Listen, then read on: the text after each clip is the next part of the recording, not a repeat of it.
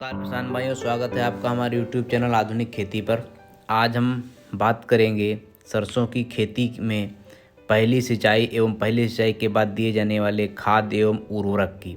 तो अगर आप हमारे YouTube चैनल पर नए हैं तो YouTube चैनल को हमारे सब्सक्राइब कर लें ताकि आने वाले सभी वीडियो और जानकारियाँ आपको मिलती रहें। चलिए वीडियो शुरू करते हैं। तो किसान भाइयों, हम आज बात करेंगे कि सरसों में पहली सिंचाई कब करें और उपज बढ़ाने के लिए ज़रूरी खाद एवं उर्वरक कितनी मात्रा में और कब अप्लाई करनी है। तो किसान भाइयों, उसके लिए ज़रूरी ये है कि बुआई हम समय से करें, और समय से बुआई करने के लिए ज़रूरी ये है कि हम खेत को अच्छी तरीके से तैयार करें और बुआई का विशेष ध्यान रखें, क्योंकि 18 से 25 डिग्री सेल्सियस तापमान के बीच में बुआई अगर करेंगे तो अंकुरण अच्छा होगा। बुआई दो तरीके से कर सकते हैं, या तो पंक्ति में बुआई करेंगे या फिर छिड़काव विधि से। अगर पंक्ति में बुआई करेंगे तो खड़ी फसल में पोषक तत्व एवं दवाई डालने में आसानी रहती है, इसलिए कोशिश करें कि हमेशा पंक्ति में बुआई करें।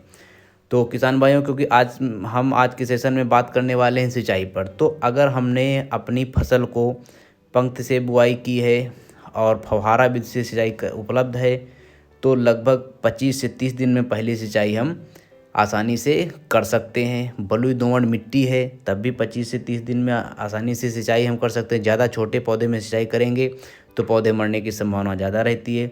अगर हम नाली बनाकर सिंचाई कर रहे हैं, जो उत्तर भारत में बहुत होती है, तो हम 30 से 35 दिन में करेंगे। लेकिन फूल आने से पहले ही हर हालत में हमको सिंचाई करनी है, नहीं तो उपज में हमको भारी नुकसान उठाना पड़ सकता है। किसान भाइयों, हम बात करेंगे खाद एवं उर्वरक की।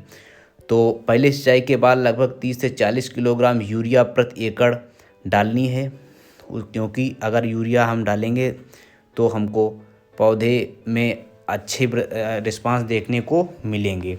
और यूरिया के साथ साथ में हम सल्फ़र भी डालेंगे। अगर हमने बुआई के समय सिंगल सुपर फास्फेट नहीं डाला है तो पहली सिंचाई के बाद में हम यूरिया के साथ में सल्फ़र डाल सकते हैं। किसान भाइयों, सल्फ़र क्यों डालना ज़रूरी है? क्योंकि सल्फ़र की कमी अगर हो गई तो दाने छोटे रह जाएंगे और दाने में तेल की मात्रा लगभग 3 से 4% तक कम हो जाएगी। तो सबसे अच्छा तरीका तो ये है कि सल्फ़र हम जिप्सम के रूप में ही खेत में डाल दें। जब हम खेत को तैयार करें, बुआई करें, उसी समय डाल दें तो सबसे अच्छा रहेगा। न जिप्सम के रूप में डालें तो सिंगल सुपर फास्फेट के रूप में डाल दें, नहीं तो हम पहले सिंचाई के बाद में डालेंगे। क्योंकि अगर पहले सिंचाई के बाद नहीं डालेंगे तो पत्ती हमारी छोटी रह जाएगी और लाल रंग की दिखने लगेगी, खासकर पौधे की ऊपरी पत्तियों पर लक्षण बहुत ज़्यादा दिखेंगे। तो पहले सिंचाई के बाद जो जिप्सम हम डालेंगे उसके लिए हम सल्फर बेंटोनाइट 90% 5 से 7 किलोग्राम प्रति एकड़ की दर से डाल सकते हैं। अगर हमने पहले सिंगल सुपर फास्फेट डाला है तो 5 एकड़, नहीं तो 7 किलोग्राम, पहले डाला है तो 5 किलोग्राम, नहीं तो 7 किलोग्राम डालेंगे। इसमें खासियत ये होती है सल्फर बेंटोनाइट की एक खासियत होती है कि ये पत्तियों में चिपकेगा नहीं, जिससे कि पत्तियां जलने की संभावनाएं कम रहती। लेकिन सल्फर 80% WDG 2 किलोग्राम प्रति एकड़, जो कि फंजीसाइड का भी काम करता है, जिससे क्या होता है कि हमारे खेत में जड़ सड़न एवं तड़ा सड़न जैसी बीमारियां जो सरसों की होती हैं वो भी, उससे भी बचाव होता है। लेकिन ध्यान करने वाली बात यह है कि यूरिया के साथ में इसको जब हम मिला के डालें तो पत्तियों में चिपकने ना पाए, यानी कि पत्तियां अगर गीली होंगी तो ये ज़रूर चिपकेगा। कोशिश करें कि पत्तियों के कांटेक्ट में ये ना आए।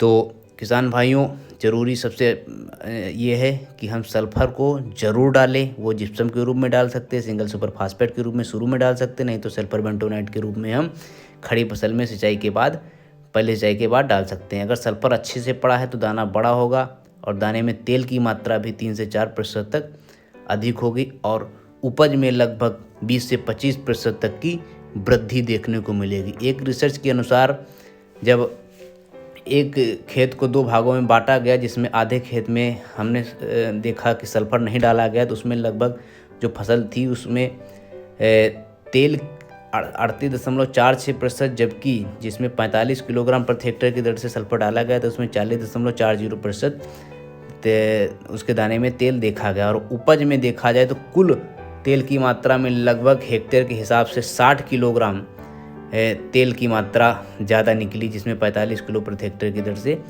जिप्सम डाला गया था। तो जिप्सम तेल वाली फसलों के लिए बहुत ज़रूरी है। जितना कि नाइट्रोजन ज़रूरी है उतना ही जिप्सम ज़रूरी है तेल वाली फसलों के लिए।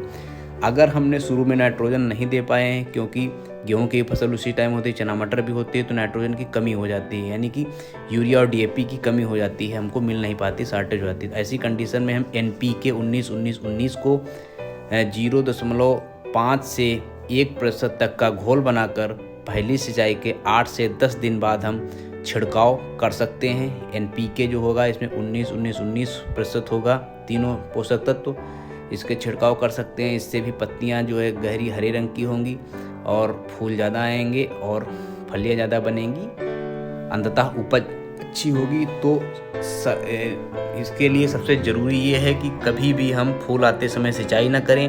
दूसरी चीज़, अगर हमने बुआई के समय सल्फर नहीं दिया है, वो चाहे जिप्सम के रूप में हो चाहे सिंगल सुपर फास्फेट के रूप में हो, तो पहली सिंचाई के बाद सल्फर ज़रूर डालें। और ध्यान रखें डालते टाइम कि पत्तियों के कांटेक्ट में ना पाए, इसलिए पंक्ति में बुआई की है तो नीचे नीचे सल्फर पंक्तियों में आसानी से डाल सकते हैं, नहीं तो हम यूरिया के साथ में भी अप्लाई कर सकते हैं और अच्छी उपज प्राप्त कर सकते हैं। वीडियो पसंद आया हो तो वीडियो को लाइक, शेयर और सब्सक्राइब करें और नए वीडियो, नई तकनीकी, नई योजनाओं के बारे में जानकारी पाने के लिए हमारे चैनल से जुड़े रहें।